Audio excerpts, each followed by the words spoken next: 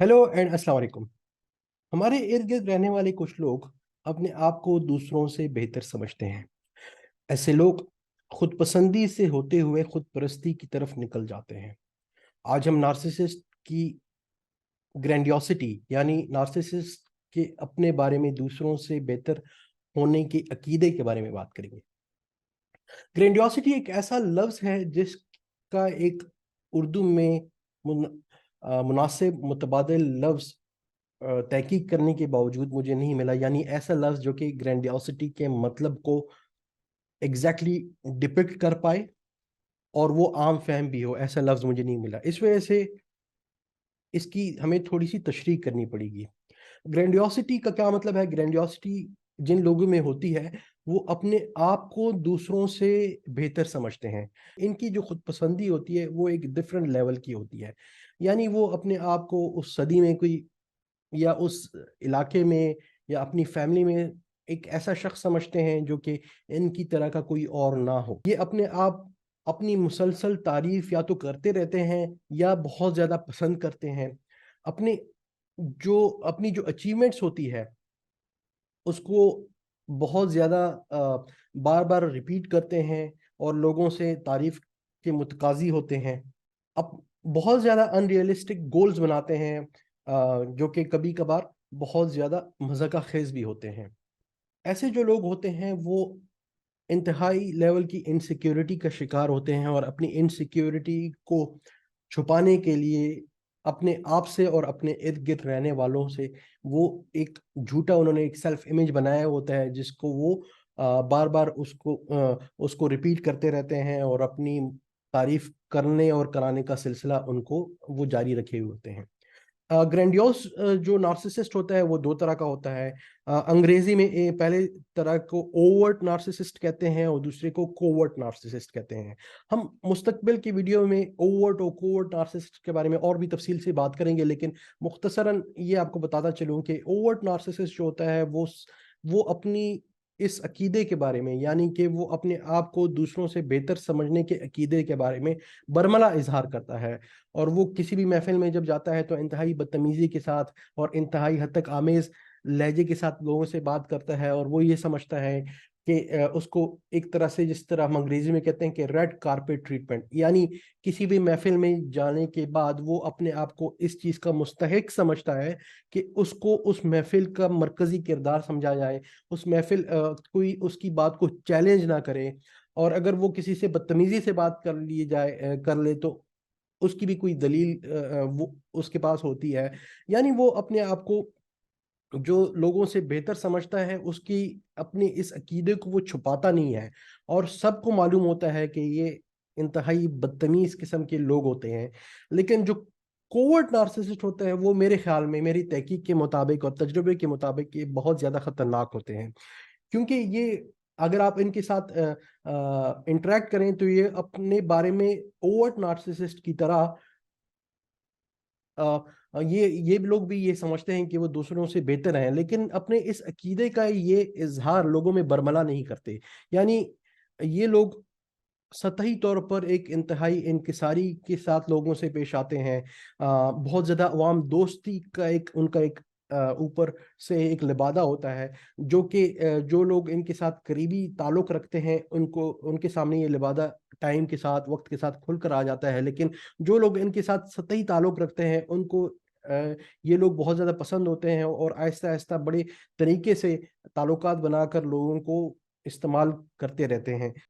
Narcissist की जो grandiosity होती है वो नार्सिसिस्ट की अपनी इनसिक्योरिटी के मुकाबले में उसका एक डिफेंस मैकेनिज्म होता है। अब डिफेंस मैकेनिज्म एक साइकोलॉजिकल टर्म है, जिसका मतलब ये है कि अगर आपकी लाशऊरी तौर पर अपने बारे में कोई अकीदा है तो उसको आप कैसे तरीके से अ, उसको उस अकीदे को आप कैसे तरीके से टैकल करते हैं। तो चूंकि नार्सिसिस्ट अपने बारे में बहुत ज़्यादा इनसिक्योरिटी का शिकार होता है तो वो करता क्या है कि अपने आप से और अपने इर्द गिर्द रहने वालों से अपने बारे में झूठ बोलता है और वो उस झूठ पे किसी हद तक खुद भी यकीन रखता है और दूसरों से भी ये तकाजा करता है कि वो उसके इस झूठ के बारे में यकीन रखे। मैं आपको कुछ एग्जांपल्स दूंगा जिससे आपको ये अंदाजा होगा कि नार्सिसिस्ट روزمرہ کی زندگی میں کس طریقے سے اپنی زندگی گزارتا ہے. مثال کے طور پر اگر ایک ایسا شخص ہے جو کہ نارسسسٹ ہے اور وہ گرینڈیوسٹی ایک انہرنٹ فیچر ہے نارسسزم کا, تو وہ اگر بزنس کرتا ہے تو اور اس کو اپنے بزنس کے بارے میں اتنا نالج یا اپنی بزنس کے بارے میں سمجھ بوجھ اس کی بہت کم ہے, لیکن ایسا دیکھنے میں آیا ہے کہ ایسے لوگ اپنے آپ کو چونکہ وہ بہت بہتر سمجھتے ہیں تو وہ یہ سمجھتے ہیں کہ وہ بزنس کے بارے میں بھی بہتر سمجھتے ہیں, تو وہ جس علاقے میں بزنس کرتے ہیں وہ یہ ایسا ایک امپریشن دینے کی کوشش کرتے ہیں کہ اس علاقے کے رہنے والے جو لوگ ہیں جو کہ بزنس کرتے ہیں الٹیمیٹلی ان کے فٹ پرنٹس کو فالو کرنا شروع کر دیں گے, یعنی ان کی تقلید کرنا شروع کر دیں گے اور بزنس انہی کی طرح کا شروع کر دیں گے. وہ بہت زیادہ ہی ان ریئلسٹک قسم کی گولز بنائیں گے, اور یہ باقاعدہ دیکھنے میں آیا ہے کہ ایک چھوٹی سی دکان کھولنے کے بعد آپ سے وہ گفتگو کریں گے کہ آج تو میں واشنگ مشین کی دکان کھول رہا ہوں, کل کو میں جو ہے وہ جہاز بھی بیچنا شروع کر دوں گا. اور یہ میں ایسی بات نہیں کر رہا کہ یہ کوئی تخیلاتی بات کر رہا ہوں, یہ اپنے ایک ریئل ورلڈ کے ایکسپیرینسز کے بیس پہ میں آپ سے یہ بات کر رہا ہوں. اگر ایسے لوگ کسی بہت بڑی کمپنی کے سی ای اوز ہوتے ہیں تو اس کی کمپنی اگر شاید ایسی صورتحال میں ہو کہ وہ فائنینشلی بہت پور صورتحال میں ہو, یعنی کہ اس کے ورکرز کو دینے کے لیے کمپنی کے پاس تنخواہوں کے لیے پیسے نہ ہوں, لیکن وہ بہت بڑا ایک ان ریئلسٹک قسم کا پرپوزل مینجمنٹ کے پاس لے آئیں گے, اور وہ اس کا ان کے جو خیالات ہوتے ہیں اس کا حقیقت کے ساتھ کوئی تعلق نہیں ہوتا. جو ایسے لوگ ہوتے ہیں ان کا چونکہ آپ یہ اندازہ لگائیں کہ ایسے لوگوں کے ساتھ ارد گرد رہنے والے لوگوں کا کیا حال ہوتا ہوگا, یعنی کہ ان کے ساتھ اگر ایسے بزنس مین کے ساتھ کام کرنے والے کا کیا حال ہوگا, یعنی کسی بھی بزنس کے علاوہ آپ کسی بھی شعبے میں اگر آپ بات کریں تو ایسے لوگ چونکہ اپنی ایک گرینڈیوسٹی کی وجہ سے ان ریئلسٹک ایکسپیکٹیشنز بناتے ہیں اور اس پہ اس طریقے سے کام نہیں کرتے جس طریقے سے ان کو کام کرنا چاہیے, اور بہت زیادہ وہ لوگوں کو انتہائی امیز طریقے سے مخاطب کرتے ہیں اور اپنے آپ کو بہت زیادہ بہتر سمجھتے ہیں. اس وجہ سے الٹیمیٹلی یہ اکیلے رہ جاتے ہیں اور اپنی مختلف قسم کی ذہنی بیماریوں کا شکار ہو جاتے ہیں, یعنی ان کو لانگ ٹرم میں یہ ڈپریشن یا انگزائٹی کا شکار ہو جاتے ہیں. اسی کے ساتھ ساتھ میں آپ کو کچھ ایسی مثالوں کے طور پر اس کانسیپٹ کو ایکسپلین کرنے کی کوشش کروں گا جو کہ آپ سن کر یہ اندازہ لگائیں گے کہ گرینڈیوسٹی کی جو عقیدہ ہوتا ہے وہ عملی طور پر کس طریقے سے آپ کے سامنے آ سکتا ہے. جیسے اگر کوئی شخص ہوگا اگر جس کے اندر گرینڈیوسٹی کی فیلنگ ہوگی, وہ یہ سمجھے گا کہ وہ دنیا میں ایک اپنی طرح کے اس کے بس چند ہی لوگ ہیں, وہ ہیومن ریس کی سروائیول کے لیے ضروری ہے, یا کسی ملک کی سروائیول کے لیے ضروری ہے, ریلیجن کی سروائیول کے لیے ضروری ہے, یا اس آرگنائزیشن کی سروائیول کے لیے ضروری ہے, یا اس خاندان کی سروائیول کے لیے ضروری ہے. یہ لوگ یہ سمجھتے ہیں کہ ان کے پاس بہت زیادہ پاور ہے اور بہت زیادہ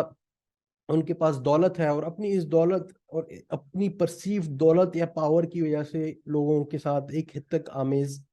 جو ان کا رویہ ہوتا ہے وہ جاری رہتا ہے. اور چونکہ وہ یہ سمجھتے ہیں کہ ان کے پاس یہ خصوصیات ہیں, یعنی کہ وہ انلیمیٹڈ پاور ان کے پاس ہے, ان کے پاس کوئی یونیک ایسی خصوصیات ہیں جن کی لوگوں کو سمجھ نہیں آ رہی, تو وہ یہ سمجھتے ہیں کہ جیسے میں نے آپ کو پہلے آپ کو بتایا کہ وہ جس محفل میں بھی جاتے ہیں, جس کے ساتھ بات بھی کرتے ہیں, جس کے ساتھ انٹریکٹ کرتے ہیں, جس کے ساتھ بزنس کرتے ہیں, اگر کالج میں ہوں تو کسی پروجیکٹ میں اگر کام کرتے ہیں, تو وہ یہ سمجھتے ہیں کہ چونکہ ان کے اندر یہ خصوصیات ہیں, یا مطلب ہے کوئی یونیک خصوصیات ہیں, تو ان کو لوگوں کو ایک سینٹر آف اٹینشن رکھنا چاہیے, ان کو سر پہ بٹھا کر رکھنا چاہیے عملی طور پر, اور ان کی اگر کسی بھی بات کو رد نہیں کرنا چاہیے, اور اگر کوئی انسان ان کی کسی بات کو رد کرتا ہے تو آپ کو ایک ایسا جو آگے سے رسپانس نظر آتا ہے جو کہ پاگل پن کے حد تک غصے کا رسپانس ہوتا ہے, یعنی وہ ایک ایسا رسپانس دیتے ہیں جو کہ وہ اس قدر شدید غصے میں آپ کو رسپانس نظر آتا ہے جو کہ تقریباً پاگل پن کے قریب ترین ہوتا ہے. آپ کو بہت ساری عملی طور پر مثالیں ہیں جو کہ ہم فیوچر کی ویڈیوز میں انشاءاللہ اس پہ بات کریں گے, لیکن آخر میں آپ سے یہ بات کرتا چلوں کہ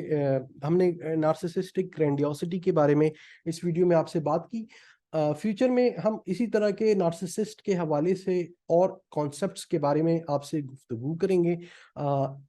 जो अभी हमने सीरीज शुरू की है, इसका मकसद ये है कि नार्सिसिस्टिक पर्सनालिटी, जो कि इंतहाई कॉम्प्लिकेटेड पर्सनालिटी है, उससे रिलेटेड कुछ अल्फाज हैं, उसकी आपको जब तक समझ नहीं आएगी, आप नार्सिसिस्टिक पर्सनालिटी या नार्सिसिस्ट को समझ नहीं पाएंगे। पहले हम ये कोशिश करेंगे कि उन अल्फाज की तशरीह की जाए,